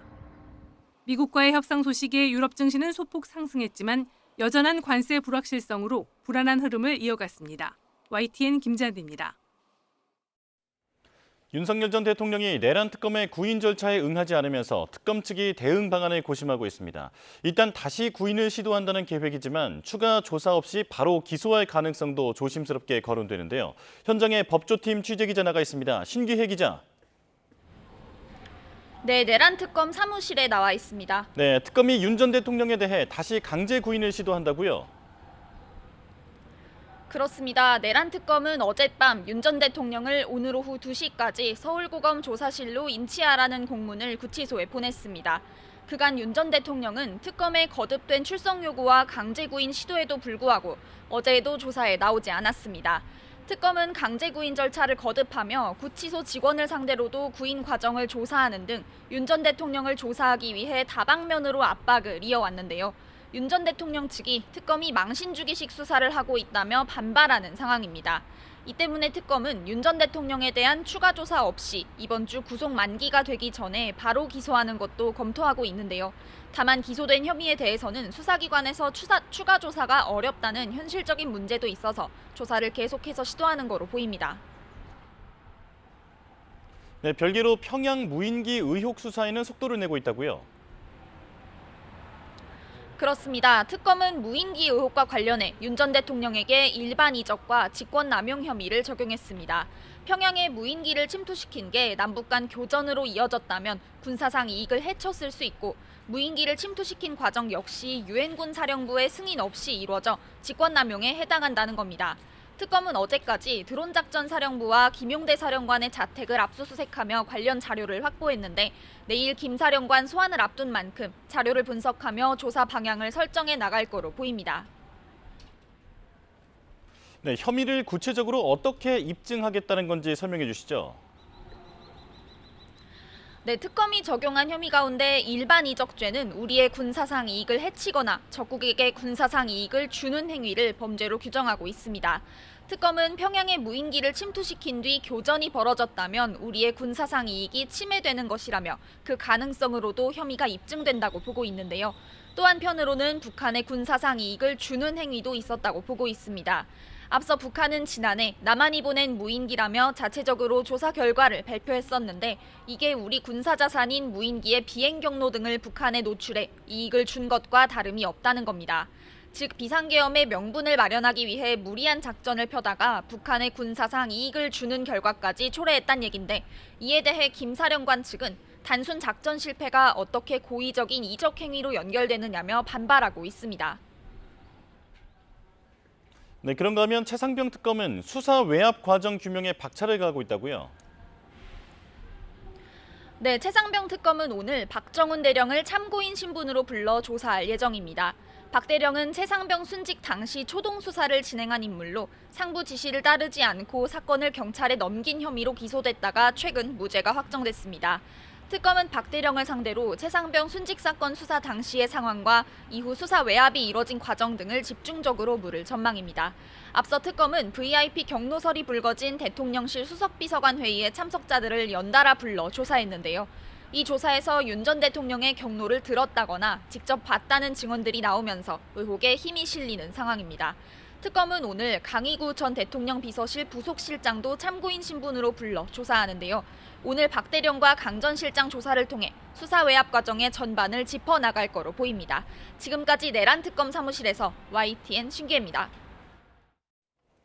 특검 속보가 또 들어왔습니다. 지금 이번엔 김건희 특검 이야기인데요. 명태균 게이트에 연루된 것으로 지목된 김영선 전 의원에 대한 소환을 조율 중이다라는 소식이 들어왔습니다.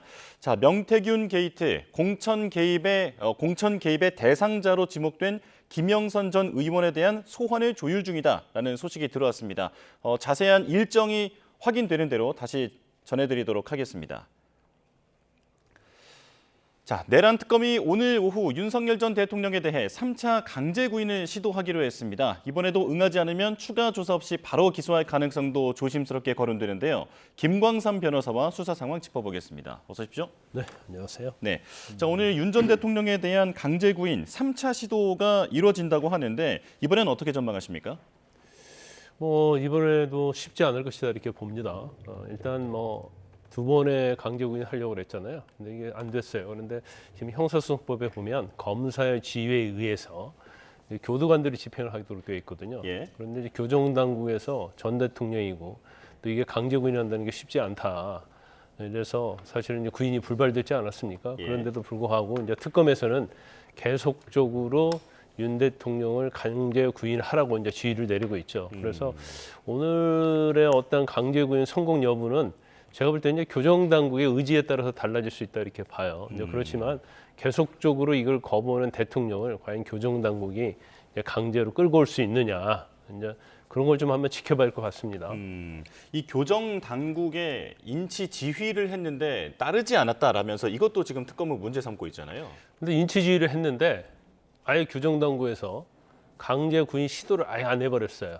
그러면 경우에 따라서는 이제 직무유기랄지 여러 가지 또 처벌 규정에서 처벌받을 수 있겠죠. 예. 그런데 사실 끌고 나오려고 하는데 사실은 완강히 저항을 하기 때문에 그 과정에 있어서 어쩔 수 없었다고 한다면 제가 볼 때는 책임을 묻기가 그렇게 쉽지 않을 것이다 이렇게 봅니다. 그래서 예.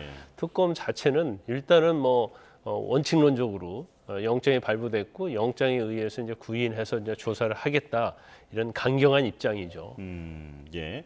그런데 그 특검 입장에서는 강제 구인 말고도 방문 조사하는 방법도 있지는 않습니까? 이건 왜 안 하는 걸까요? 근데 박근혜 전 대통령 같은 경우에는 방문 조사하고 그랬죠. 그런데 아무튼 특검은 원칙을 지키겠다는 거예요. 원칙을 지키기 때문에 전 대통령으로서 애우는 게 전혀 없다. 그리고 일반 피의자와 똑같이 대우하겠다. 이런 취지가 이제 특검에 원칙적으로 서 있는 것 같습니다. 그래서 뭔가 방문 조사를 하면 마치 윤 전 대통령에게 뭔가 특혜를 주는 것처럼 국민의 눈에 보일 수 있고 또 이제 방문 조사에 대한 어떤 국민의 상당한 거부감이 있어요. 이제 그러다 보니까 특검이 이제 그런 행위를 하지 않겠다는 취지인 것 같습니다. 예. 자, 그렇다면 특검팀은 구속기간 연장 없이 곧바로 기소할 가능성을 검토하고 있다라고 지금 보도를 해드렸는데 어떻게 보십니까? 일단 구속기간 연장을 할 필요가 없을 거예요. 왜냐하면 전부 다 조사가 다 돼 있고요. 단지 윤 전 대통령에 대한 조사 여부만 남아 있는 거 아닙니까? 근데 나와도 제가 볼 때 이제 진술 거부권을 행사할 가능성이 크고 그리고 또 조사에 응하지 않을 가능성이 커요. 그러니까 강제 구인이 실패할 가능성이 크죠. 그래서 사실 구속기간 연장을 해서 10일 동안 더 수사를 하는 게 의미가 없다고 생각하고 있는 거예요. 그래서 예. 아마 이 정도의 어떠한 증거를 가지면 기소하는 데는 문제가 없다. 기소해서 유죄받는 데는 문제가 없다. 이렇게 이제 특검은 판단하고 있기 때문에 연장 없이 이제 기소하려고 하는 생각을 하고 있는 거죠. 예. 자, 지금 지난 6일 인천에서 벌어진 맨홀 사망 사고와 관련해서 속보가 들어왔습니다. 노동부와 경찰이 지난 6일 벌어진 맨홀 사망 사고와 관련해 인천환경공단 등 5곳에 대해 압수수색에 들어갔다는 소식입니다. 경찰과 노동부 수사관 등 50명이 투입됐다고 하는데요. 중대재해처벌법 위반 그리고 산업안전보건법 위반 혐의를 받고 있습니다. 여기에 경찰은 업무상 과실치사까지 포함한 것으로 전해졌습니다. 특히 업무를 하청에 재하청까지 한 것으로 드러났는데 이 과정에서 원청인 공단이 얼마나 안전관리 의무를 다했는지 집중적으로 들여다볼 것으로 보입니다. 자, 지난 6일 인천 계양구의 맨홀에서 오수관 지리정보시스템 데이터베이스 구축 용역 작업과 관련해서 하청을 받은 업체 직원들이 작업을 하다가 결국 2명이 숨졌는데요. 최초에 1명이 쓰러져 있는 것을 동료 직원이 보고 구하러 들어갔다가 이 직원도 나중에 병원에서 결국 숨졌습니다. 사망자가 2명이 발생한 사안인데요. 자, 이와 관련해서 수사 당국이 압수수색에 들어갔다는 소식입니다.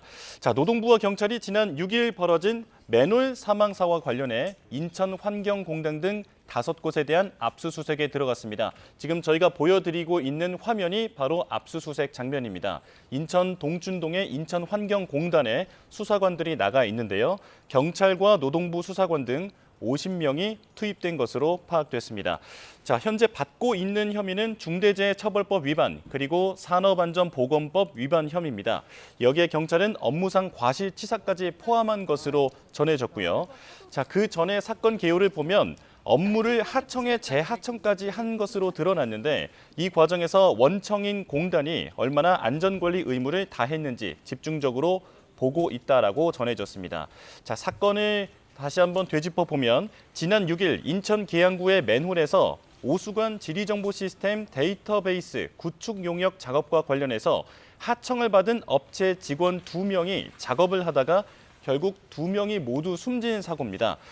첫 번째 직원이 오수관 안에서 쓰러져 있는 것을 발견한 두 번째 직원이 구하러 안으로 들어갔다가 결국 마찬가지로 심정지 상태로 발견됐고 나중에 병원에서 결국 숨졌습니다. 자, 지금 계속해서 저희가 전해드리고 있는 소식, 인천 동춘동 인천환경공단에 대한 수사 당국의 압수수색 장면을 보여드렸습니다. 자세한 소식은 들어오는 대로 전해드리겠습니다. 자, 김광삼 변호사와 이야기 계속 나눠보겠습니다. 자, 이번엔 외환 혐의를 한번 짚어보겠습니다. 자, 김용대 드론작전 사령관이 무인기 비행은 합참 지시에 따른 작전이었다라면서 비상계엄과 관련이 없다고 주장했더라고요. 이걸 믿을 수 있을까요?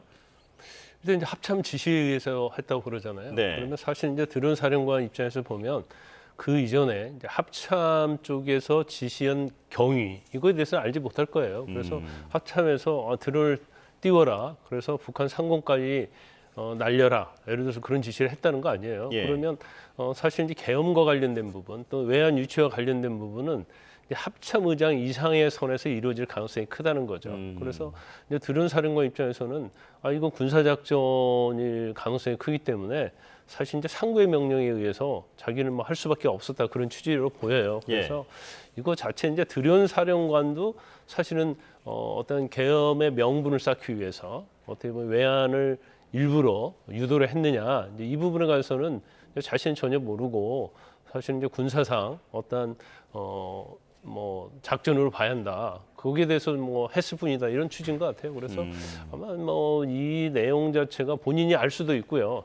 또 알았느냐 몰랐느냐 이것은 굉장히 중요한 부분이거든요. 그래서 합참의장이랄지 윤 전 대통령이랄지 이제 윗선까지 이제 수사를 하면서 아마 드론 사령관의 개입 여부 이런 것들을 이제 특검에서 아마 수사를 계속할 가능성이 있다 이렇게 봅니다. 예, 사실 지금까지는 군 당국에 대한 수사에서 합참은 대상이 된 적이 거의 없었는데 앞으로 네. 수사 가능성도 좀 제기가 되고 있는 상황이고요. 자, 일반 이적죄 그리고 외환 유치죄 이 두 가지를 놓고 특검이 고민하는 것으로 알려졌는데 어떤 차이가 있습니까? 이제 외환 유치죄는 이제 외국과 공모해서 사실은 어떤 전쟁이랄지 이런 걸 일으키는 거거든요. 그런데 지금 외국은 북한은 외국은 아니죠. 우리 예. 헌법상. 그러면 외국에도 해당이 되지 않고 공모를 해야 하는데 그러면 윤 전 대통령이 과연 북한과 이제 공모를 했느냐.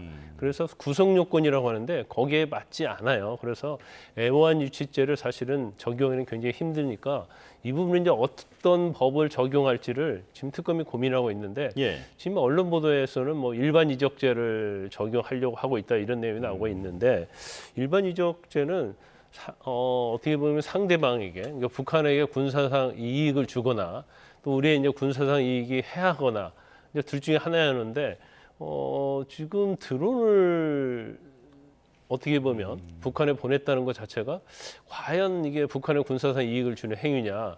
또 경우에 따라서는 이 드론의 어떤 경로랄지 우리 군의 어떤 비밀 이런 것들이 북한에 입수가 됐기 때문에 이건 군사상 이익을 이제 북한에 줬기 때문에 일반 이적죄에 해당이 된다. 뭐 이런 논리도 있을 거고요. 그다음에 두 번째는 우리의 군사상 이익을 해했다고 또 볼 여지도 있긴 있어요. 그러니까 저렇게 드론을 북한 상공에 보냄으로 말미암아서 어떻게 보면 만약에 뭐 뭔가 도발을 했다.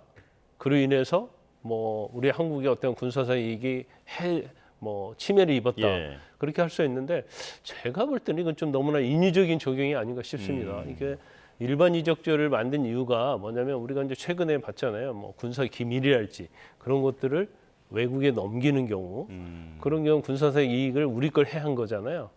그렇기 때문에 군사상 이익을 과연 북한에 줬다고 볼 수 있느냐, 우리의 군사상 이익에 침해당했다 볼 수 있느냐, 그게 상당히 경계선상에 있어요. 예. 그래서 뭐 제가 볼 때는 만에 하나 정말 무인기를 동원해 해가지고 뭔가 내란의 비상계엄의 명분을 삼으려고 했다면 내란죄의 어떤 포괄적인 어떤 수단, 범행의 방법 안에 포함이 돼야지 이걸 별도로 뭐 외환 유치랄지 일반 이적죄로 구성하기는 굉장히 어려울 것이다. 그래서 아마 특검도 이 부분을 좀 고민하고 있을 거예요. 예. 그래서 특검은 이 외환 유치가 제정됐을 당시의 기록까지 지금 살펴보면서 적용 가능성을 검토하고 있다라고 하는 언론 보도도 있더라고요. 자, 김건희 특검으로 넘어가 보겠습니다. 건진법사 전성배 씨의 법당 등 10여 곳에 대한 압수수색에 나섰는데 사실 그동안 검찰이 압수수색을 했을 때는 뒤져보지 않았던 공간인 거잖아요. 그렇죠. 근데 아마 이제 검찰이 수색을 했을 때는 지금 이 장소가 이 법당이 이제 지하가 있고 지상 2층이 있습니다. 그런데 지하 1층에 이제 비밀방이 있었다는 거고요. 또 지상 2층에 이제 법당에 이 부처님을 모시는 곳 그 뒷부분에 또 공간이 있었다는 거예요. 한 16평 정도. 근데 아마 그 당시 검찰이 압수수색하면서 이제 그곳을 몰랐을 가능성이 크다. 그러면 그곳에 사실은 또 다른 범죄와 관련된 것들을 이제 은닉해 놓을 가능성이 크다는 거죠. 그래서 예. 또 검찰이 지난번 압수수색했는데 이제 그곳에 대해서는 압수수색이 안 됐기 때문에 이번에 이제 특검에서 이제 비밀 장소에 대해서 비밀방에 대해서 이제 압수수색을 했다 이렇게 볼 수 있는데 제가 볼 때는 아마 뭐 유의미한 뭔가 증거를 찾기는 쉽지 않았을 것이다. 왜냐하면 예. 지난 검찰이 압수수색한 이후에 건진법사가 트럭을 이용해서 또 이삿짐을 옮겼다는 거거든요. 예. 그러면 이미 검찰 압수수색 이후에 뭔가 자기의 어떤 범죄와 관련된 혐의와 관련된 증거에 대해서는 이미 빼돌리지 않았나 이제 그런 저희가 추론을 해볼 수 있는 거죠. 예. 관심을 받고 있는 샤넬 가방이라든지 이런 것은 아마 없었을 것 같다. 네. 거기에 놔두지 않았겠죠. 네, 개인적으로 전망을 해주셨고요. 자, 압수수색 영장을 보면 알선 수재 혐의가 기재되어 있다고 합니다. 근데 여기에 김건희 여사의 이름은 없다고 하는데 어떤 이유일까요? 근데 있고 없고가 그렇게 중요하지 않을 거예요. 왜냐하면 이제 알선 수재인데 현재 수사는 이제 초기 단계거든요. 그러면 특검으로서는 초기 단계죠. 근데 알선 수재 혐의 자체는 일단 뭐 어떤 재물이나 재산사의 이익을 받고 뭐 공천에 개입했다랄지 여러 가지 인사에 개입했다랄지 국정에 개입했다랄지 이런 의혹들이잖아요. 예. 그래서 이것 자체는 이제 압수수색이기 때문에 건진법사 전성배 씨에 관련된 혐의에 대해서만 집중을 한다 이렇게 봐요. 그래서 여기에 뭐 김건희 여사 이름이 들어가 있고 안 들어가 있고는 중요하지 않고 일단 공천의 대가, 국정 개입 대가, 인사의 대가로 뭘 받았는지 받은 물건과 관련된 부분, 관련된 증거 이런 것들이 건진법사 법당 안에 있을 가능성이 크니까 이제 압수수색을 하면서 압수수색의 필요성을 아마 적시를 했을 겁니다. 예. 그래서 단순히 이제 김건희 여사의 이름이 빠졌다고 그래서 김건희 여사가 제외가 됐다, 수사에 있어서 수사 대상이 아니다 이렇게 볼 수는 없어요. 예. 특검은 그러니까 전성배 씨가 어떤 여러 가지 공천이라든지 관련되어 있는 그런 청탁을 받아서 이걸 김건희 여사에게 전달해서 해결하려 한 것이 아니냐라고 의심을 하고 있는 상황인데 지금 각종 인사청탁 개입 의혹까지 다 불거지고 있더라고요. 이렇게 되면 김건희 여사를 향한 수사로 조금씩 좁혀간다 이렇게 볼 수 있을까요? 실질적으로는 뭐 이건 김건희 특검 아닙니까? 예. 그러면 김건희 여사를 수사하기 위해서 사실은 기초조사를 하는 거다 이렇게 볼 수 있어요. 네. 그래서 이제 그 과정에 중심인 뭐 건진법사랄지 명태균이랄지 또 여러 사람이 있지 않습니까? 그래서 그 사람에 대한 수사를 하고 그게 김 여사에게 어떤 식으로 전달이 됐고 그다음에 김 여사의 개입이 어느 정도인지 지금 수사 대상이 16개거든요. 그런데 이 지금 특검법에 의하면 16개 이외에 수사 대상에서 수사를 하다가 새로운 사건이 새로운 범죄 혐의가 발견이 되면 또 이걸 인지 수사할 수 있도록 되어 있기 때문에 권진 법사에 대한 수사는 서울 남부지검에서 수사 상당히 많이 되어 있죠. 그런데 일단 수사가 중단이 되면서 특검에 넘어왔기 때문에 특검에서는 좀 더 많은 그런 범죄 혐의에 대해서 지금 수사에 박차를 가하고 있다 이렇게 볼 수 있습니다. 예. 자, 그런가 하면 오늘 명태균 게이트를 최초로 폭로한 강혜경 씨가 참고인 조사를 받습니다. 앞서 언론에는 조사가 시작되면 더 많은 의혹들이 나올 것이다라고 하면서 언급했던 내용이 창원 국가산단 의혹 그리고 대우조선 해양 파업 개입 의혹 이런 여러 가지를 얘기를 했는데 더 나올 게 있다라는 얘기일까요? 창원 산당 같은 경우는 이미 언론 보도에 많이 됐죠. 본인이 또 이 얘기를 했었고 그래서 어느 정도까지 더 나올지 모르겠어요. 아마 이제까지 명태균과 관련된 혐의 이와 관련해서 강경 씨가 굉장히 많은 얘기를 했잖아요. 그래서 중요한 것들은 이제 거의 다 얘기를 했을 것이다 이렇게 보고요. 자기가 가지고 있는 증거랄지 뭐 컴퓨터랄지 여러 가지 디지털 증거 그런 것들을 거의 다 다 제출을 했을 겁니다. 그런데 특검에서 조사를 하면서 과연 특히 이제 김건희 여사 관련된 부분에 있어서 과연 새로운 그런 범죄 혐의에 대해서 다시 수사를 받으면서 진술을 할지 그 부분은 뭐 지켜봐야겠죠. 예. 양평 고속도로 얘기도 해보겠습니다. 지금 김 여사 관련 16개 의혹을 동시다발 수사하면서 양평 고속도로 관련해서는 지금 원희룡 전 국토부 장관 그리고 김선규 의원에 대해서는 출국 금지 조치를 해놓고 수사를 하고 있는 상황입니다. 자, 대대적인 압수수색도 나서고 있는데 타당성 조사를 맡았던 관계자들을 불러서 소환 조사를 했더라고요.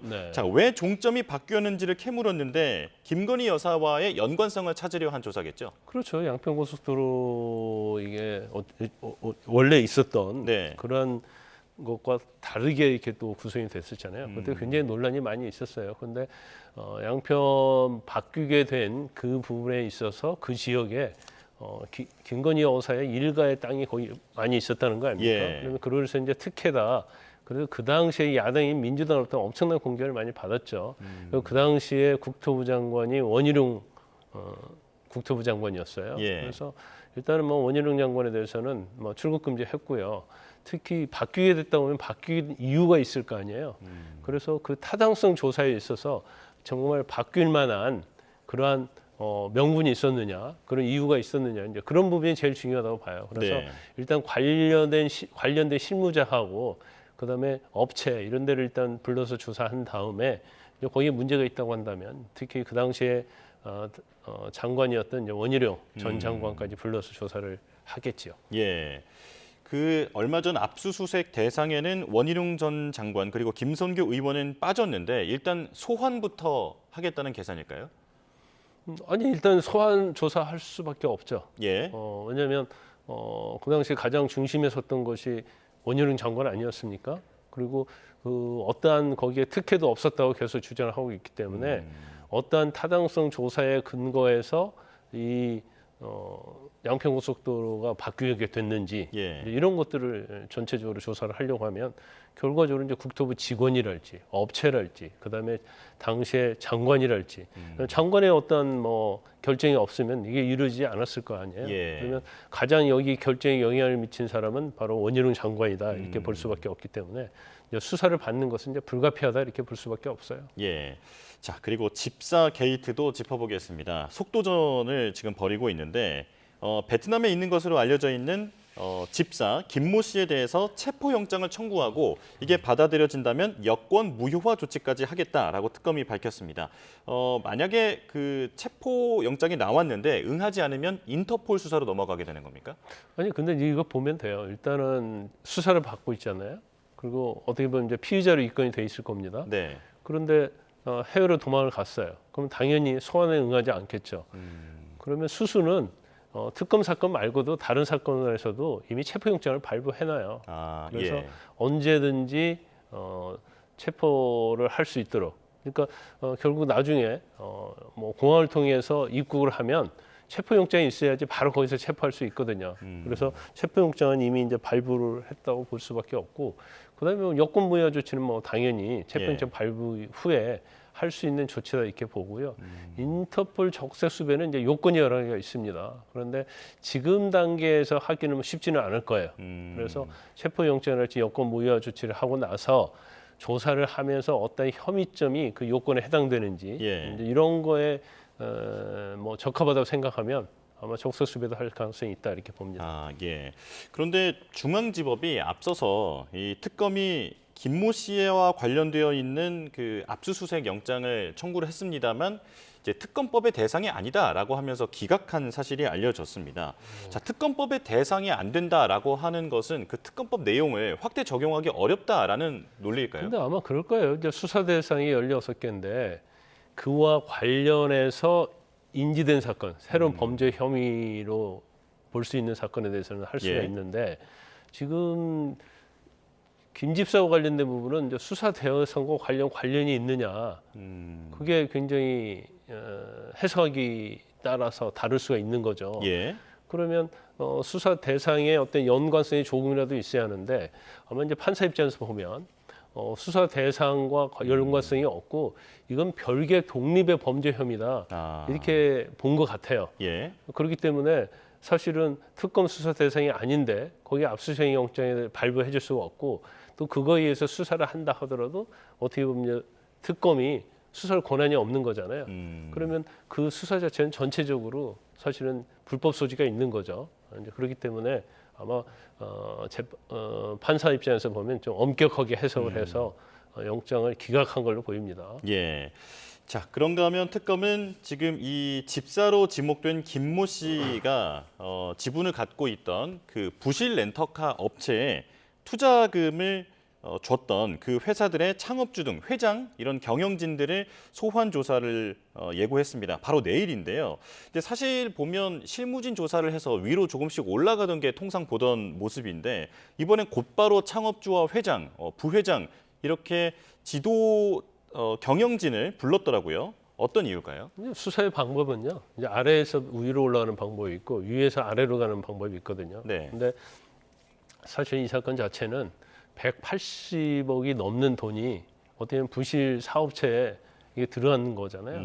그러면 결과적으로 뭔가 김건희 여사 또는 용산에 어떤 압박이 없으면 사실 그러기 어렵다고 보는 거죠. 그리고 더군다나 그 투자를 받은 사람의 중심이 바로 김건희 여사 이제 집사로 불리는 김모 씨잖아요. 그래서 아마 이렇게 많은 돈을 투자를 명목으로 돈을 지급할 정도 되면 이것은 뭐 탑, 그러니까 CEO, 실질적으로 회사의 영향력을 행사하는 그러한 대표적 성격을 가진 사람이 아니라고 하면 실무진에서 이거 결정할 수는 없겠죠. 그래서 제가 볼 때는 그래서 일단 관련된 사람 중에서 탑에 있는 사람, 제일 지위가 있는 사람, 실질적으로 결정을 할 수 있는 권한이 있는 사람을 상대로 이제 수사를 하고 있다 이렇게 볼 수가 있습니다. 알겠습니다. 투자 결정권자를 바로 겨냥했다. 네, 지금까지 김광삼 변호사와 이야기 나눠봤습니다. 고맙습니다.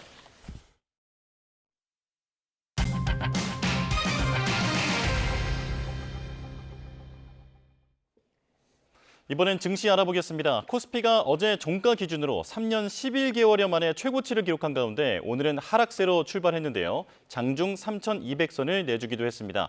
원달러 환율은 소폭 오름세로 출발했는데요. 오늘 개장 상황 보겠습니다. 자, 지금 보시는 것처럼 코스피와 코스닥 모두 파란 불을 켜고 있습니다. 어제 코스피는 또 오르면서 3년 11개월 만에 최고치 3,215포인트를 기록했는데요. 오늘은 코스피와 코스닥 모두 하락하며 출발하고 있습니다. 역대 최고점은 3,305포인트인데 여기까지는 2.8%가 남아있는 상황입니다. 코스닥도 815포인트로 어제 마감했는데 지난해 7월 이후 810선을 회복했는데요. 오늘은 하락 출발하고 있습니다. 자, 환율은 미국의 물가 우려 때문에 금리 동결 가능성이 커지자 달러가 강세를 보이고 있는데 원달러 환율이 5.3원 오른 1,385.3원에 거래가 되고 있습니다. 증시 상황도 잠시 뒤에 다시 전해드리겠습니다. 오늘부터는 다시 호우 대비가 필요합니다. 지금 서울은 먹구름만 잔뜩 끼어 있는데요. 하지만 오후부터 내일 사이에는 매우 강하고 많은 비가 집중되겠습니다.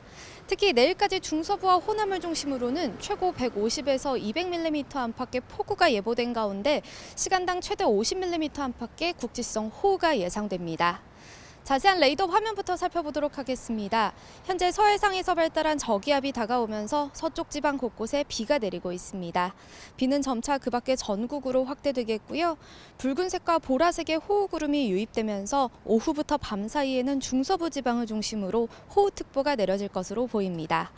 내일까지 경기 남부와 충남에 최고 200mm 이상, 서울 등 그 밖의 중서부와 전북에도 최고 150mm 안팎의 폭우가 쏟아지겠습니다. 여기에 벼락과 돌풍도 동반될 것으로 보여 안전사고에 유의하셔야겠습니다.